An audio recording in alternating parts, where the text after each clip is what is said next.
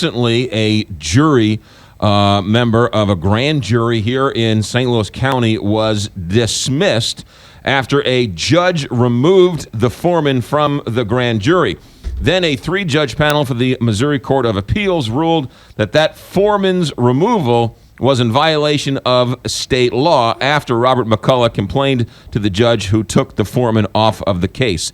Yesterday, we had the ACLU from Missouri complain about what has transpired in St. Louis County. Bob McCulloch was listening and wanted to add his comments here. Good morning, County Prosecutor Bob McCulloch. Thanks for joining us. My pleasure, McGraw. Thanks for having me in again. Did I recap the story correctly? Well, sort of. Pretty much, and that's one of the issues that's here, which is one thing I wanted to respond to. Actually, a couple things that Mr. Mittman misstated, intentionally or otherwise, and then a couple of things that he left out completely, which I think are really determine the issue. First, I never asked that a grand juror be removed from the grand jury, and nor did I threaten to shut down the entire grand jury process, as Mitten alleged yesterday. What I did was bring to the attention of the court an issue that this particular grand juror withheld from the court during the selection process. I have an obligation as a lawyer to bring to the court's attention anything that may negatively impact the administration of justice. And so when I discovered that this particular grand juror, which Mr. Mitten didn't mention yesterday, in his 4 months ago, he was an attorney for Mr. Mitten. He worked for the ACLU. And in his capacity as an attorney for the ACLU, he filed a lawsuit against me seeking to pierce the veil of confidentiality around the grand jury. And so I thought that was an issue that the judge should at least be aware of.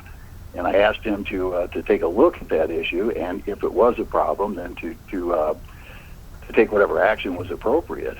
And that, then in asking that, I certainly didn't threaten anything. What I did say is I was uncomfortable, certainly, presenting anything else to the grand jury with this issue hanging out there. And so the judge agreed to call that grand juror in before the next session of the grand jury, which is what he did. So once he removed him, then it was taken to the Court of Appeals, not surprisingly, and the Court of Appeals looked at it and said, look, the record is inadequate. There should have been more of a record on here, and based upon what was presented to us, the removal was improper. So, it's not really a question. And then they decided, of course, that as important as it is to maintain the confidentiality of the grand jury, that confidentiality had been breached in this particular situation. They thought it best then to order the judge to adjourn this particular grand jury and select a new one. So what the three-judge panel said it didn't have enough information. You mean the judge did not give them enough information? There was not enough information as to why this judge removed this grand juror? Correct. There's without getting too bogged down in the legalese, there's a process for removing a juror for cause, and one of the requirements is that the juror be questioned under oath. And in this situation, that didn't occur, and the transcript that was provided to the judge was provided to the Court of Appeals of the discussion that the judge and this grand juror had was, according to the Court of Appeals, was insufficient or inadequate to justify the removal of that grand juror. So it was basically they're saying what was presented to us, based upon what was presented to us, what is before us, there was no adequate basis for taking him off the grand jury. Your original question or issue was that this grand juror filed a lawsuit against you, and therefore you thought that was then made him inadequate to then serve as a grand juror? Well, the concern I had is not just that he worked for the ACLU and not just that he filed a lawsuit, but that the lawsuit that was filed was to pierce the confidentiality of the grand jury. That's what he wanted to do in this lawsuit. is allow grand jurors to violate the confidentiality requirements of a grand jury. That's the basis of the lawsuit, or that's the purpose, the goal, I should say, of that lawsuit. The real problem, in addition to that, is that when asked during the selection process if there was any reason he thought that perhaps he shouldn't serve on the grand jury, as all potential grand jurors are asked, he neglected to mention that to the judge. Now, he's an attorney, and in that situation, my concern was that an attorney withholding information like that is a problem, and I asked the judge to at least address that issue and go from there. If he would have said... It'd be similar to me saying, if I left the prosecutor's office and then 4 months from now I'm selected to be on the grand jury, and I tell the judge I work for a private law firm that doesn't do any criminal work, but I neglect to mention that I was a prosecutor for 25 years, I think that's a problem. If he would have said that he was part of this lawsuit, would he have been seated on a grand jury? Well, that's something we'll never know. That's something the judge was not allowed to make a decision on because he didn't have that information. So the judge may have said, okay, fine, and the judge may have said, well, maybe not.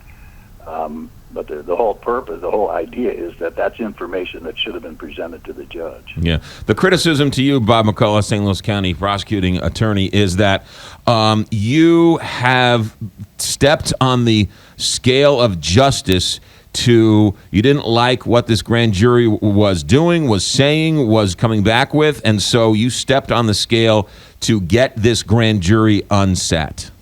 Well, and that's the nonsense that's put out by the ACLU in this particular situation, and that is exactly why I called you, because there are certain things I sit back and take a lot. That's part of the job. You take some criticism, and I don't mind that. But when I'm accused of doing something as outrageous as they're claiming, when I didn't do it, that's when I've got to step up and say, look, that is just wrong. I have no authority to do that, and the notion of a prosecutor, or me in particular, threatening somehow to shut down a system is laughable. Mr. Mittman is not an attorney, and so he's not subject to the same rules and about honesty to the tribunal, to the court, as lawyers are. So he can kind of say whatever he wants and dramatize it as much as he wants. But at some point it's just so outrageous that I'm going to step up and say, listen, that's just wrong, and you know it. He knows that's wrong. So just to conclude, yesterday when he was on the show, he said that you threatened this judge that if this grand juror was not removed, you wouldn't bring any other cases to this grand jury. You categorically deny that ever happened. Absolutely. I mean, that's just ridiculous. And what he said was that I threatened to shut down, and I'm pretty much quoting right here. You can go back and check your interview, but he said that I threatened to shut down the entire system if this grand jury wasn't removed. That's, first of all, I ought to get disbarred if I did something like that, and Judge Goldman and no other judge out there would put up with that sort of conduct on the part of me or any other lawyer. So it's ridiculous. What I did was bring to the attention of the judge, as I'm required to do by the rules of conduct for lawyers, a possibility or information that I came across, that indicates that there may be some detrimental impact or cause some detrimental impact to the administration of justice. And that's what I did, and nothing more. The judge is certainly independent, and that's how the entire criminal justice system and legal system is set up, is so that, I do this and he does that. And he made his ruling, and then the Court of Appeals said there was an inadequate record to be able to do that. So, but this nonsense of, I'm just, as I said, I just get fed up at times with, people like Mr. Mittman saying whatever they feel like saying, knowing full well that they're not telling you the truth. Bob McCulloch, St. Louis County prosecuting attorney. You're always welcome here. Thank you, sir.